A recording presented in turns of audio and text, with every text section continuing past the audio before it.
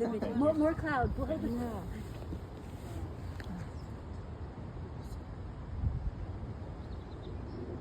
So this is called Spire. It was completed in 2008. It's the first project, first site-specific environmental sculpture in a national park in this country. It took us 2 years to negotiate and $2 million to build. And Wow. yeah, it's native Monterey cypress that you see around you. These were all, this was an entire forest that was taken down because they were dying. They were getting ready to fall and injure someone. So Andy carefully selected these works, and we worked with a major construction company and built the equivalent of a root system underneath in concrete and rebar that goes out 40 feet Wow. and down 80 feet. It's enormous. We had 4 structural engineers on this project, and it was quite a feat to figure out what would be safe, how long would it last, how long can we keep it in the public. Now, we had intended to do 5 from the forest that was being taken down, but they haven't continued deforestation efforts, nor have we raised the money to do it. I think Andy would like to see at least 1 or maybe 2 others in various forms of disintegration. So during COVID, 2020, it was burned.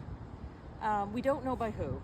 We don't know if it was arson or a homeless campfire or kids just being silly or what. But it was extinguished, and as you can see, it's still standing. And in some ways, Andy likes it even more because it speaks to the resilience of the forest, the importance of fire in a healthy forest, the resilience of San Francisco.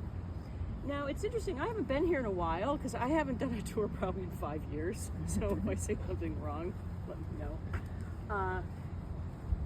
We used to be able to see all these other spires from this location.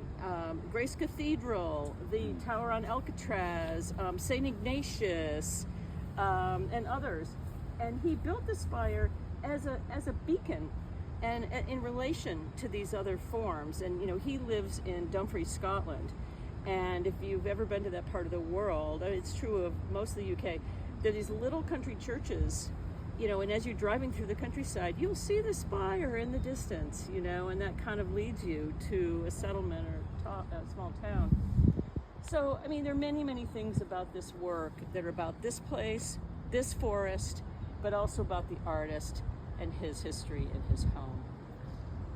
You know what it kind of reminds me of, seeing the burned part, is how resilient redwoods and giant sequoias are in relation to fire, because you see so many burned ones, but with their thick bark they're able to withstand it. Exactly. So, and some say that's how they reproduce. Yeah. It The cones will open up with the fire. With the seeds, exactly.